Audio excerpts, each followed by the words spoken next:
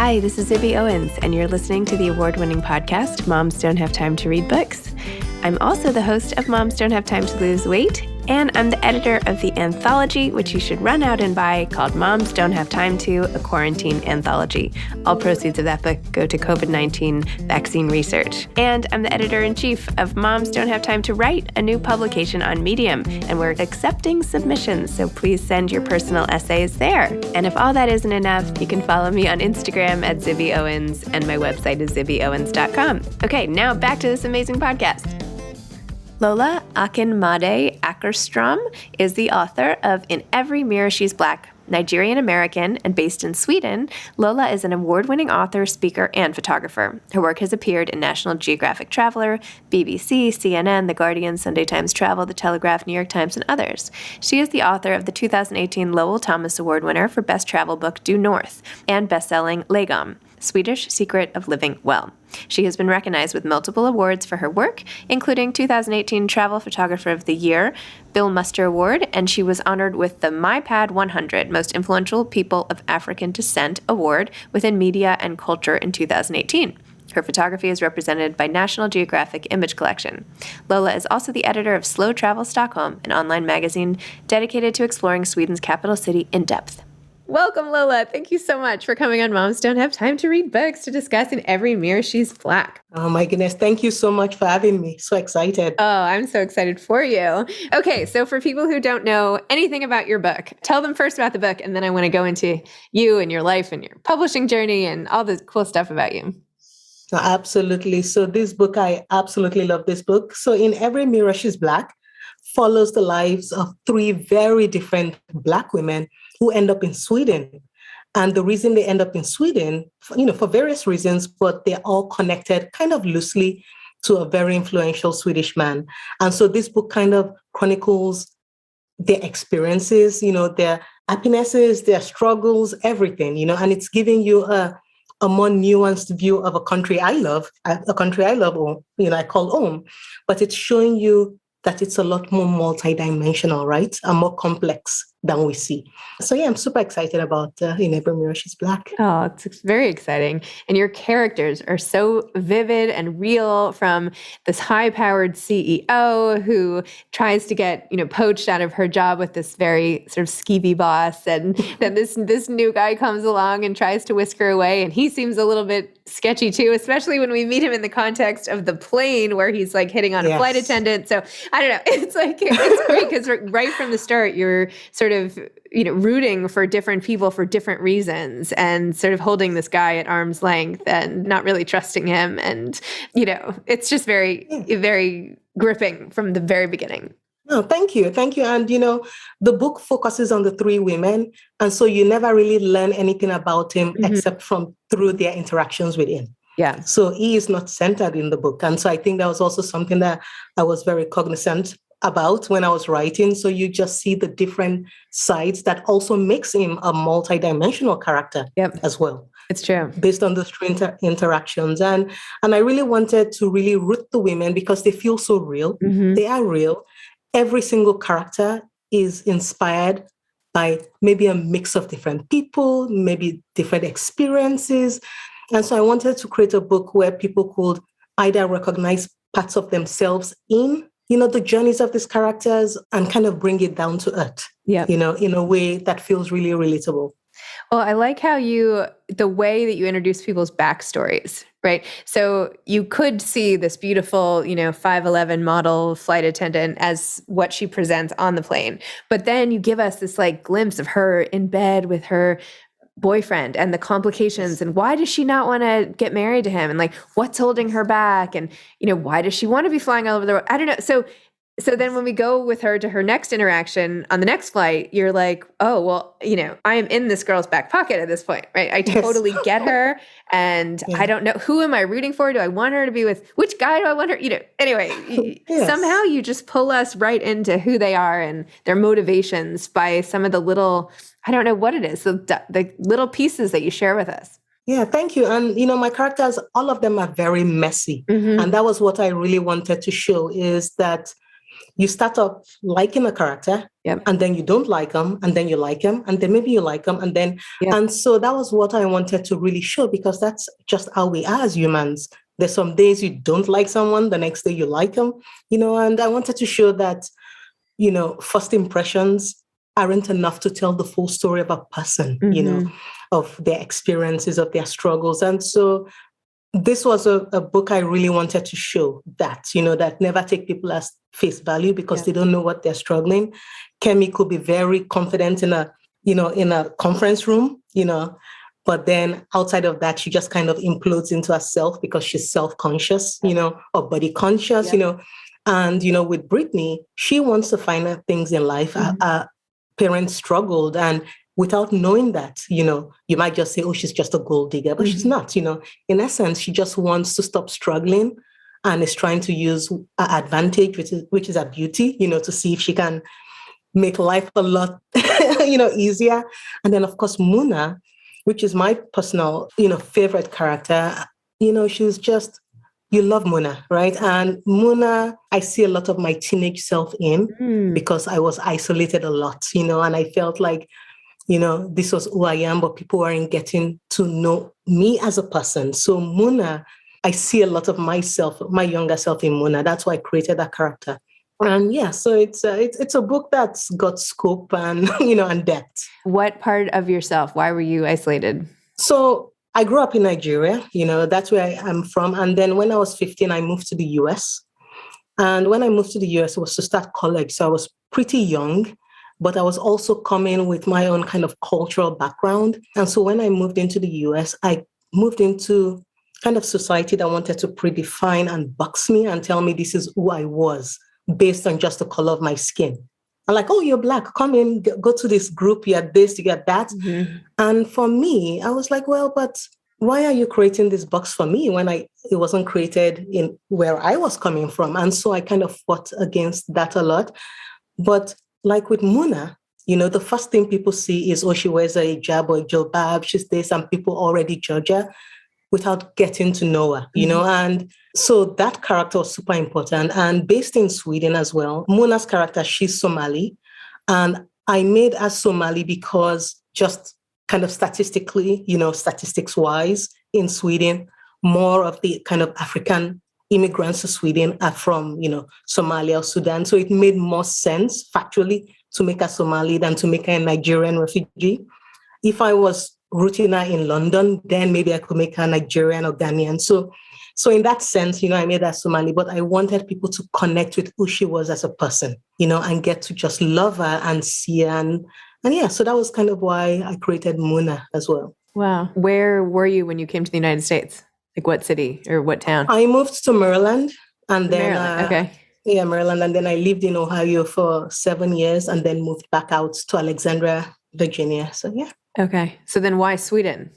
I met a man. Okay. so my husband is Swedish and I met him 2006. And so that's kind of how I ended up in Sweden. But it's one of those things where I didn't know much about the country before I moved. So, I just kind of came in wide-eyed. And because I am a travel writer, I am a very curious person. So immediately when I moved in, I went deep beneath the culture. Because as I always say, if I'm going to kind of plant roots and grow a legacy somewhere, I need to know the quality of the soil, right? So I really got deep, learned a lot about the nuances of Swedish culture, learned the language, even wrote a book, that kind of, called Lagom, that breaks that down, that mindset. So having all that in hand, I'm like, you know what? I'm also a Black woman here, and our experiences are not monolithic, right? There are a few, there are so many kind of women of color and Black women that are living different lives.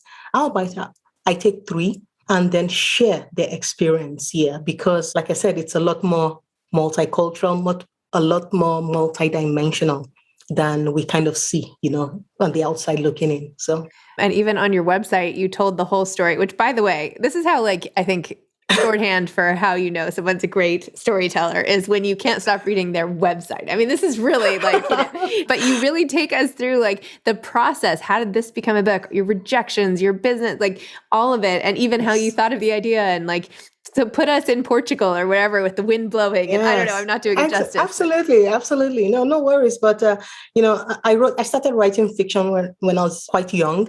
And then I became a travel writer. So moved into talk about the library system that you made with your friends. Exactly. So this is funny, right? So when I was kind of in my preteens, early teens, I went to boarding school in Nigeria, and I used to write a lot of fiction. So kind of short stories, filled up notebooks, handwritten. And then I had a sign out sheet in my dorm room.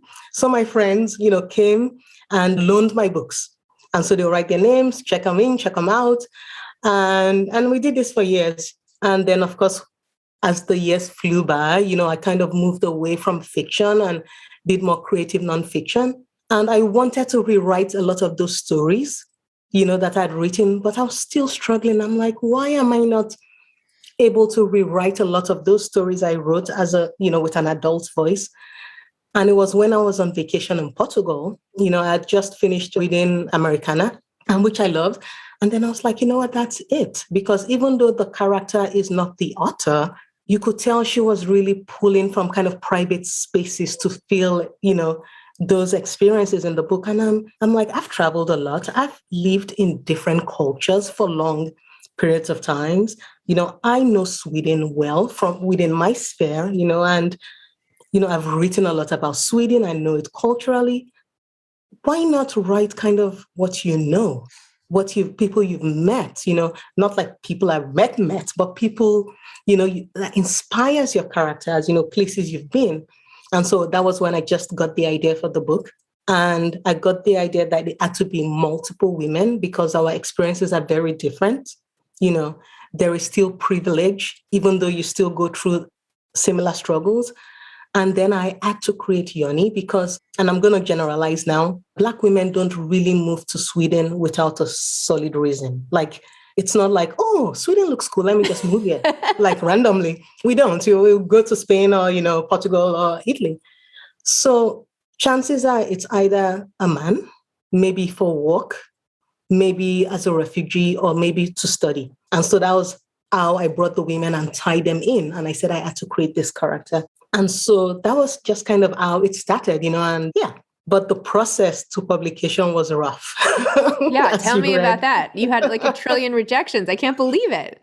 70 rejections of the manuscript. And for this a friend book. of mine, yes, for this book. It makes no sense unless you really changed it because we didn't change you are much. A really good writer. I mean, like from I don't understand. I understand sometimes. Well, actually, I shouldn't even say that.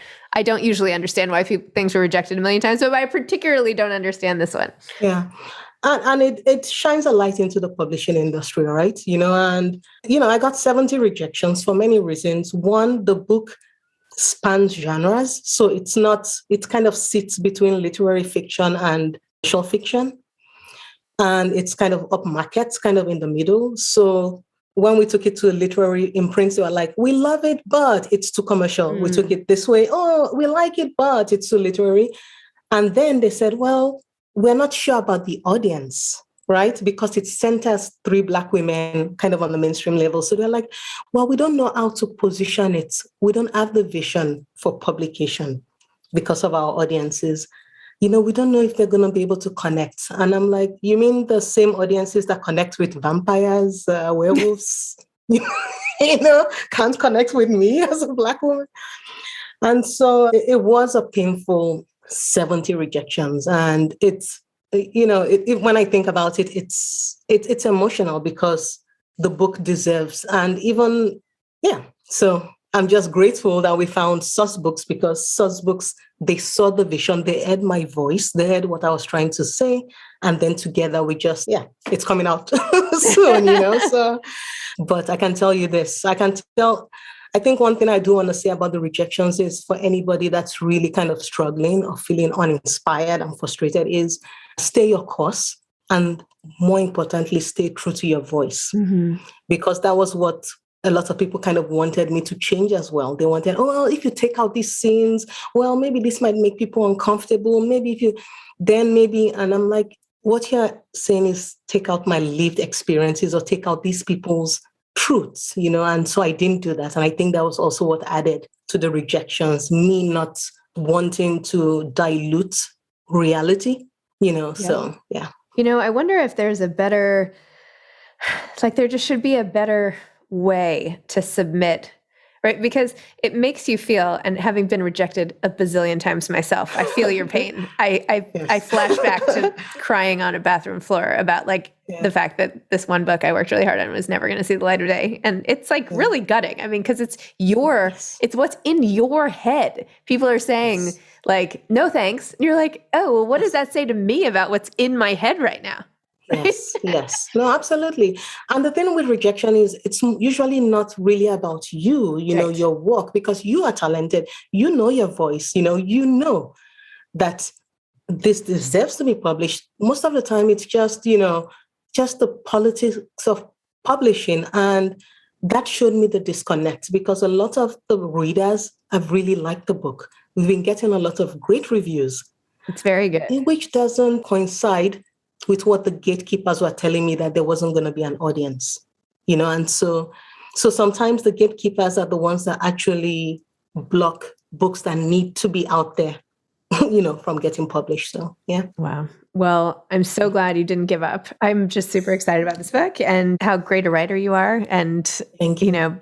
There is just because things don't fall into a bucket, it doesn't mean it's like if there's a leak from the ceiling, right? Just because another one of the pots doesn't catch the water doesn't mean the water's not falling, right? It's still amazing, right? So it's coming no matter what, right? Yeah, no, absolutely. And I get it. Publishing always likes categories, but life is messy. Mm-hmm. Life is, multidimensional, and books, the most interesting books to me anyway, are books that just kind of tackle that messiness of life, where is somebody good? Is somebody bad? Is this romance? Is it contemporary? What is it?